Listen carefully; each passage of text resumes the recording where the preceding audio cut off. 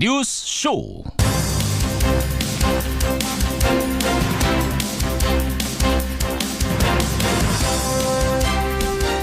애청자 여러분 안녕하십니까? D-2일 드디어 평창 동계올림픽 개막이 코앞까지 다가왔습니다. 어제 북한예술단 140여 명을 태운 만경봉 92호는 묵호항에 정박을 했죠. 한때 보수단체 시위대와 경찰이 충돌을 하면서 긴장감도 맴돌았습니다만 여객선은 무사히 항구에 닿았습니다. 그리고 140여 명의 예술단은 배 안에서 첫째 날 밤을 보냈는데요. 날씨가 참 춥네요. 올림픽을 이틀 앞둔 오늘까지도 한파가 이어지고 있습니다. 전국 대부분 지역의 아침 기온이 영하 10도를 밑도는 가운데 이 묵호항도 영하 8도 아래로 떨어져 있고 칼바람까지 불어서 체감 온도는 더 떨어져 있다고 합니다. 목포항의 오늘 아침 분위기는 어떨지. 묵호항이죠. 묵호항의 현지 분위기 어떨지 잠시 후 8시에 묵호항 현지도 한번 연결을 해보죠. 김현정의 뉴스쇼 오늘 뉴스거리가 많습니다. 출발하죠.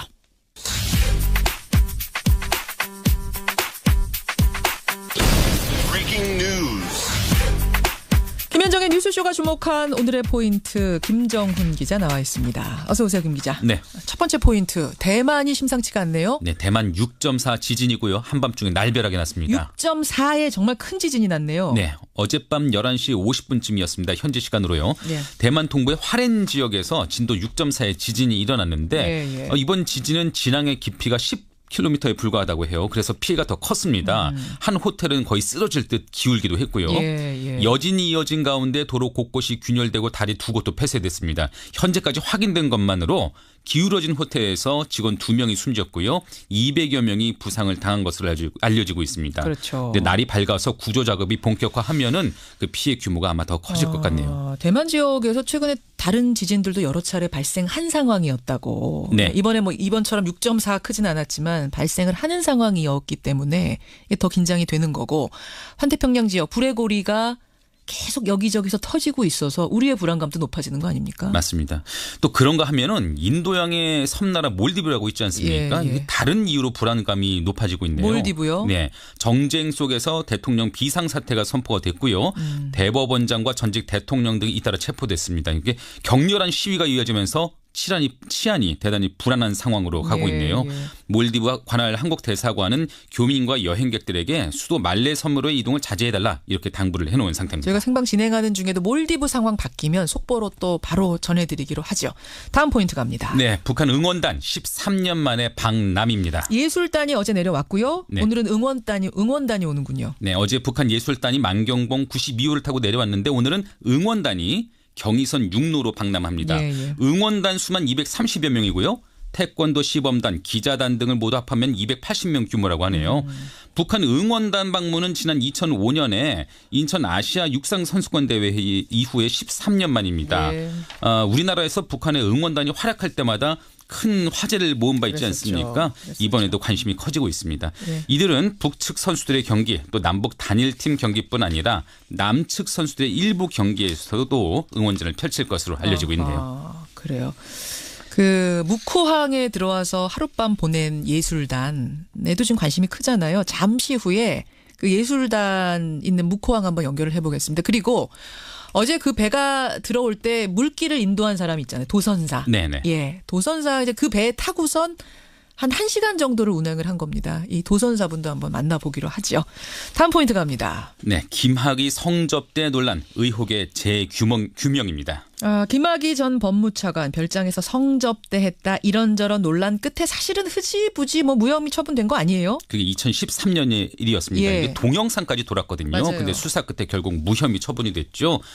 당연히 검찰의 봐주기 수사 논란이 이어졌고요. 근데 5년 만에 법무부 산하 검찰 과거사위원회가 다시 진상규명에 나서기로 했습니다. 이게 우선 조사 대상에 꼽힌 거는 이를 포함해서 박종철 고문치사 사건, 강기훈 유서 대필 사건, 또 서울시 공무원 유성 사건 등 모두 12건이라고 해요. 직접적인 조사는 대검 진상조사단이 맡는데 어제부터 본격적인 활동을 시작했습니다. 장자연 리스트도 조사 대상에 검토가 될 거다 이런 얘기 있었는데 결국 그건 빠졌네요. 네, 12건 안에. 현재까지는 그렇습니다. 예. 그래요. 밤사이에 부영 회장이 구속된 뉴스도 있었는데 이건 행간에서 다뤄보겠습니다. 김정은 기자 수고하셨습니다. 네. 조희연 서울시 교육감은 학생부 종합전형 개선 방안을 발표하고 제안했습니다. 학생부 종합전형이 전체 선발 비율의 3분의 1을 넘지 않도록 상한선을 두고 공공입학 사정관제가 어떤 공정성 확보를 위해서 확대하면 좋겠다. 현재 학생부 종합전형은 칼을 대지 않고는 살아남을 수 없다. 교육부를 비롯한 정부와 대학의 학생부 종합전형, 학종에 대한 대수술을 제안한다. 예. 조희연 서울시 교육감이 어제 한 말입니다. 오늘 첫 순서는요. 정치 얘기 말고 교육 얘기 좀 해보겠습니다. 그것도 대학 입시 얘기를 좀 해보겠습니다. 학생부 종합전형, 학종. 사실 그동안에도 공정성 시비가 계속 일었지만 대학들은 학종을 더 늘리는 추세였습니다. 그렇기 때문에 대수술하자는 이 서울시 교육감 제안이 눈길을 끌 수밖에 없는 건데요. 조희연 교육감 직접 만나보죠. 조 교육감님 안녕하세요. 예, 안녕하세요. 아니, 예. 학종 이대로 안 된다. 이런 얘기를 사실은 그렇습니다. 학부모 학생들은 굉장히 많이 했어도 예. 공직자 중에서 이렇게까지 대수술하자라고 말씀하시는 분은 저는 거의 처음 본 것 같은데요. 예. 저희가 그동안 학부모님들, 선생님들도 의견들을 오랫동안 들었습니다. 예. 사실은 작년 후반에 발표할 생각까지를 가지면서 오랫동안 준비를 해왔는데요. 어허. 지금 학종의 그 불투명성에 대한 학부모들의 불만이 대단히 많습니다. 예. 지금 이제 말씀하셨습니다만은 지금 수시 모집 비율이 지금 한 74%까지 늘어 있습니다. 그렇죠. 예, 그리고 이제 그 수시 중에 이제 학생부 종합전형이 있고 이제 교과 내신 전형이 있습니다. 예. 근데 이제 그 중에 한 24%가 74% 중에 한 24%가 이제 학생부 종합전형인데 예. 저희가 이제 학부모님들의 불만 이게 문제 이제 거의 뭐 학종 폐지해야 된다 뭐 이런 얘기까지 하실 정도의 맞아요. 그 불신이 있지 않습니까? 예. 그래서 저희가 조사를 해보니까 예. 이게 전체적으로 보면 전국 대학을 놓고 보면 24%예요. 예. 그런데 서울의 주요 15개 대학만 놓으면 이게 한 44%, 20%가 뛰어버립니다. 어허. 그리고 예를 들면 이제 서울대는 수시 중에 거의 73%. 얼마요? 73%? 73%. 73%. 예, 학생부 종합전형을 그렇습니다. 그러니까 그 유수한 대학, 상위 대학일수록 학종으로 다 뽑아버린다는 얘기입니다. 그러네요. 그런데 학부모님들이 보시는 것처럼 예. 신뢰가 안 가는 거죠. 불투명하다 이렇게 생각을 하는 거죠. 자. 흑수저, 금수저 이렇게 하는 것처럼 부모의 경제력이 예. 엄청나게 작용한다 이런 겁니다. 그래서 이게 정말 대수술을 해야 된다, 칼을 대야 된다 이런 심정으로 저희가 발표를 했습니다. 그러니까 수술도 그냥 수술이 아니고 대수술이 필요하다 이러셨어요. 대수술. 예, 그러니까 저는 이렇게 한번 표현을 해보고 싶어요. 예. 최근에 이제 검찰에 뭐 여러 가지 문제점이 되고 뭐 심지어는 성폭력, 성추행 얘기도 나왔지 않습니까? 그렇죠. 재벌에 대한 불신도 있지 않습니까? 예. 저는 학종 폐지에 준하는 생각으로 수술하자. 재벌도 정말 해체된다는 느낌으로 수술하자. 그러면 아마 사랑받을 거예요. 잠깐만요. 검찰도 이번 기회에 예. 서지현 검사 폭로도 있습니다만은 정말 해체된다는 생각으로 국민의 요구에 부응하는 식으로 개혁한다. 이런 느낌으로 학종도 예.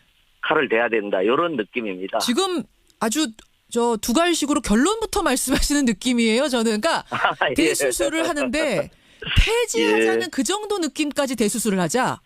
예, 그런 느낌. 그러면요, 교육감님. 대수술을 하는데 하다가 그게 바로 잡히지 않으면 폐지까지도 해야 된다라고 생각하시는 거예요? 그러니까 이제 그 질문은 저희가 이제 어제 얘기할 때는 저희 이제 정책국장이 뭐 예. 그것까지도 포함할 수 있다 이렇게 생각하고요. 저는 이제 지금 두 부분이 있습니다. 예. 고등학교에서 진학 지도를 하는 선생님들의 한 80%는 예를 들면은 학종이 고등학교 입학 고교 교육과정 정상화에 나온 도움이 된다 이렇게 판단하고 있고요. 예. 아마 학부모 80%는 반대할 거예요. 맞아요. 그렇더라고요. 그래서 저는 대학 입시 내지는 혹은 학생부 종합전형 공론화위원회 우리 원전에서 봤지 않습니까? 그런 것처럼 학부모님들이 다 모이고 모든 정보를 공유하고 정말 원전처럼. 진짜 폐지해야 되냐? 예, 그러면 뭐 예. 폐지할 수 있다고 봅니다. 알겠습니다. 근데 이제 저는 폐지에 준한다는 그런 자세로 일단은 바로 개혁과 잡아보자. 수술하자 이런 취지가 있는 겁니다. 자, 지금 여러분들 들으시는 분들 중에 이미 뭐 아이를 다 키웠거나 혹은 자녀가 없는 분들은 학종이 뭐야 여기서부터 헷갈리실지 모르겠어요. 학종이란 건 그렇습니다. MB 정부 때 설명드릴까요? 제가 요약을 하겠습니다. 시간이 별로 없어서 예. MB 정부 때 들여온 제도인데 공부 외에 다양한 면을 보고 뽑자. 취지는 굉장히 좋아요. 그래서 시작을 한 거였습니다. 그래서 뭐 이게 학과 내신뿐만 아니라 동아리는 뭘 하는지 어떤 경력들을 가지고 있는지 봉사활동은 안 하는지 뭐 다양한 걸 보자는 겁니다. 거기다 내신도 같이 보는 거고요. 뭐 이런 건데 그렇습니다. 취지대로만 잘 됐으면 좋은데 이렇게 잘 안 된 거죠, 교육감님? 그렇습니다. 그러니까 크게 보면은 수시와 정시가 있지 않습니까? 예. 그리고 말씀하신 대로 수시 내에 내신을 중심으로 뽑는 선발이 있는 거고 내신뿐만 아니라 기타 상체 활동이라든가 동아리 활동이라든가 이렇게 종합적으로 선발하는 요렇게 있는데 문제는 이제 내신이나 수능은 객관성이 분명하잖아요. 근데 이제 이것은 굉장히 주관성이 개입될 여지가 있고 이걸 아까 말씀드린 대로 전국 대학이 아니라 주로 학부모들의 불신의 원인이 뭘까를 지적해 보니까 주요 대학들의 그 학생부 종합전형의 불투명한 운영에 있는 겁니다. 아하. 수치로도 나타나는 거고요.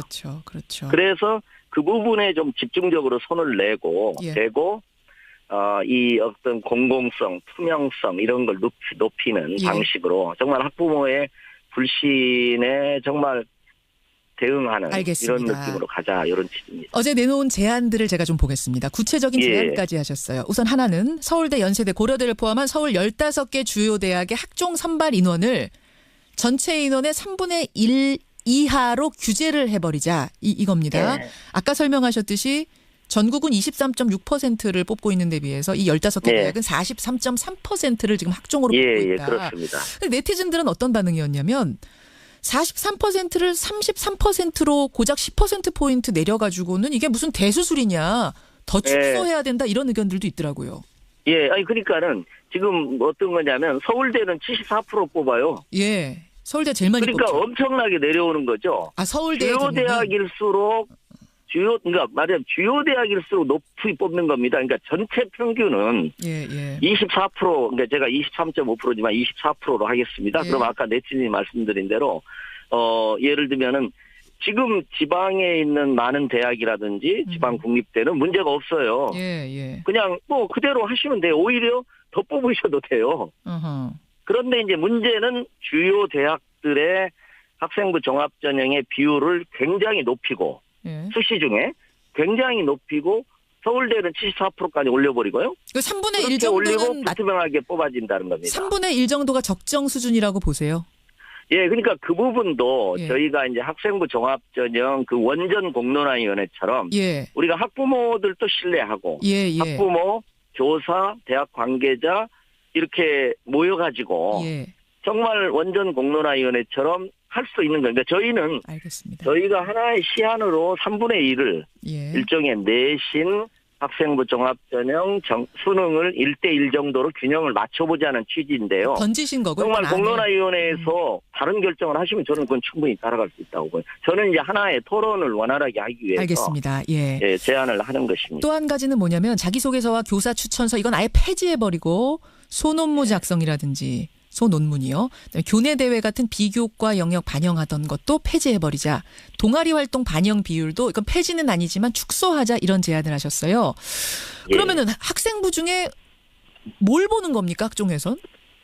그러니까는 이제 학생부를 보면은요. 그러니까 이제 학생부를 학부모님들이 불신을 갖는 학생부의 그 불투명성을 세 가지로 나눠볼 수가 있습니다. 하나는 학부모님 학생들이 준비하는 거 있잖아요. 준비하는 게 하나가 있어요. 준비물이 너무 복잡해요. 그다음에 사교육에 의존하게 됩니다. 두 번째, 대학에서 학종을 운영하는데 불투명하고 뭔가 편법이 있지 않냐는 의심이 있는 거잖아요. 과정에서. 세 번째, 학종의 비중을 그 세 가지 중에 말입니다. 내신, 학종, 수능 중에 비율을 어떻게 할까라는 세 가지 문제가 있는 겁니다. 그래서 지금 말씀하신 건 첫 번째 뭡니까? 준비물입니다. 그래서 이 교사 추천제는 폐지하자는 것을 선생님들도 요구를 하고 계시고요. 예. 자기소개서는 이제 개선 내지 폐지라고 이렇게 여지를 뒀어요. 예. 그래서 이 준비물을 고교 교육과정이 정상적으로 운영되는데 기여하는 편법이 작동하지 않는 그다음에 사교육 부담이 적는 방향으로 준비물을 정리하자 이렇게 생각하시면 될 것 같습니다. 아, 그러면 그리고 중요한 게 이제 대학의 학종을 운영하는데 굉장히 저희가 중요하게 저희 요건 좀 강조를 하고 싶습니다. 공공 입학 사정관제 도입을 주장한 겁니다. 공공 입학 사정관 지금은 대학이 자율적으로 입학 사정관들을 두고 운영하고 있는데 그렇게 하지 말자. 그러니까 이제 학부모님들의 불신을 저희는 이제 어떻게 대안 정책적으로 이걸 극복하냐 개선하냐는 생각을 하는데 대학에만 맡겨놓지 말고 공공 입학 사정관제를 입학 사정관제에 말하자면 공공성을 대표하는 예를 들면 대학에도 공영이사가 있지 않습니까? 공익이사가 있지 않습니까? 그런 것처럼 저희가 지금 이제 특목고나 자사고 외고 같은 조금만 경우에는요. 짧게요, 교육감님. 예. 제가 이게 중요해서 그런데 지금도 이렇게 3명 중에 1명을 교육청에서 파견합니다. 예. 그러니까 말하자면은 특목고나 이런 데서도 훨씬 더 객관적으로 운영할 수 있는 거죠. 알겠습니다. 지금 청취자 질문이 막 쏟아집니다. 역시 교육 문제에 관심이 많으신데요. 허선님을 비롯한 많은 분들이 아까 전에 학종 바로잡는 거 해보다 안 되면 폐지까지도 가능하다라고 하셨는데 말씀하신 원전 공공성 위원회처럼 공론화위원회처럼 공론화위원회를 만들어서 거기에서 폐지하자. 수능으로 돌아가자. 혹은 뭐 학력고사로 차라리 돌아가자라는 의견이 나오면 그것도 받아들일 수 있는가 이 질문 주셨거든요. 마지막 질문 드립니다. 예, 그러니까 논의할 수는 있습니다. 이제 단지 뭐냐면은 자 선생님들의 80%는 그 학종의 의미가 있다고 생각하시에요. 학부모의 80%는 불신을 해요. 그러면은 이게 다 국민이잖아요. 그러니까 원전 공론화위원회처럼 결과를 따르기로 하고 논의를 하는데 이제 문제는 뭡니까? 국민들이 뭔가 행복한 사교육 의존하지 않는 교육을 소망하는데 수능으로 돌아간다고 한번 생각해 보세요. 그러면은 또 대안인가? 과거로 돌아가는 게 되거든요.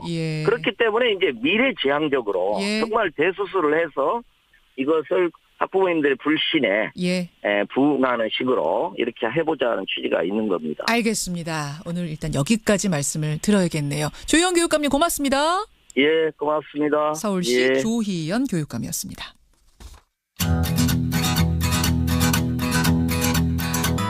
김성환의 행가 시사평론가 김성환 씨 나오셨습니다. 어서 오십시오. 네, 안녕하세요. 요새는 하룻밤 자고 나면 누가 구속이 되고 누가 석방이 되고 전화기에 바쁜데 지난밤에는 부영의 이중근 회장 구속됐습니다. 네, 그렇습니다. 뭐 최근에 삼성전자 이재용 부회장 재판 두고 여러 가지 말들이 많잖아요. 짜맞추기 판결이다 이런 비판이 있는데요.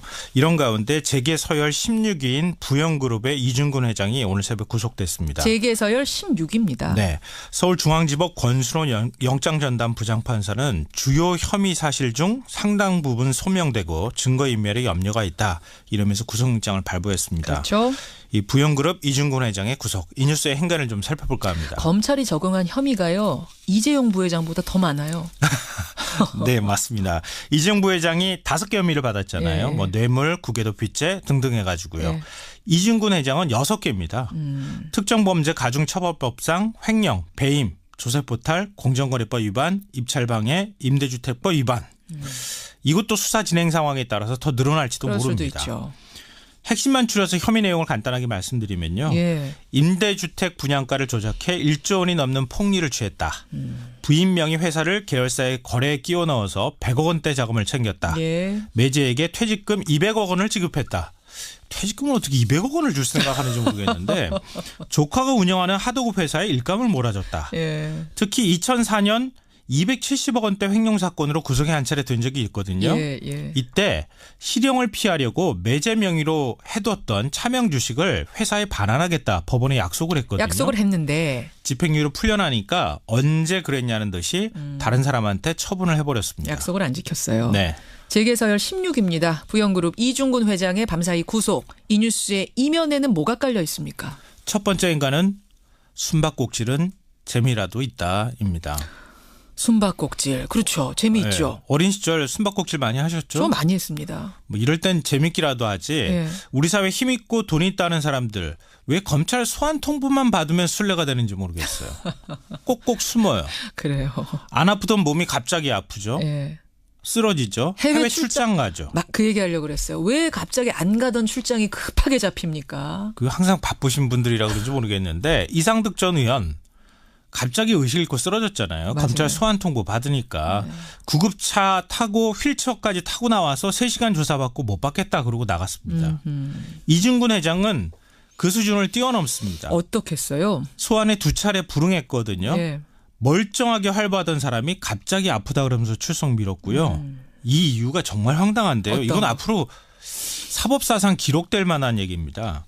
오늘이 내 음력 생일이어서 출석이 어렵다. 이거 진짜 저도 웃겼어요. 검찰 소환 조사 날이 생일날이어서 못 가겠다는 얘기는 정말 듣다 처음 듣고요. 우리 이제 일반적인 사람들이 이렇게 얘기하면은 이거를 받아들여지는 거지. 아이, 안 되죠. 생일이어서 저는 미역국 먹으려고 못 갑니다. 헛웃음이 검찰이 나오죠. 체포영장 신청하겠다 최후 통첩하니까 마지못해 나오면서 국민께 죄송합니다 이렇게 얘기했던 것도 아니고요. 회사가 법을 지켰을 거다. 이렇게 유체이탈화법 썼습니다. 예. 우리 사회 지도층 좀 당당해졌으면 좋겠습니다. 그러게요. 숨바꼭질은 재밌기라도 하지. 첫 번째 행간. 두 번째 뭡니까? 두 번째 행간은 부실 아파트 짓고 가족은 배당잔치했다입니다. 그래요? 네. 부영이 지은 동탄 2신도시 임대아파트 5,800세대. 건설비 부풀리기 의혹을 받고 있는 곳이거든요. 부실공사로 또 주민들이 엄청나게 고통받고 있습니다. 아파트 벽에 물이 줄줄 흐르고요. 결로 현상에 곰팡이까지 피워가지고 이 부영건설이 또 곰팡이 제거한다면서 락스를 다 벽에다 뿌려버린 거예요. 어른들이 두통 앓고 아이들이 피부질환에 시달리고.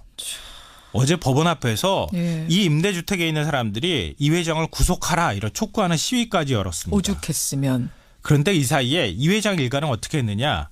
지난 5년 동안 계열사에서 1,100억 원이 넘는 배당금을 챙겼습니다. 1,100억 원이요? 네. 5년 동안? 네. 이것도 기업사상 기록될 만한 얘기인데요. 와. 액면가 5,000원짜리 주식에 1,000원이 넘는 배당금을 만들었습니다. 배당을 했어요. 아, 잠깐만. 5,000원짜리인데 배당금만 1,000원? 네. 와.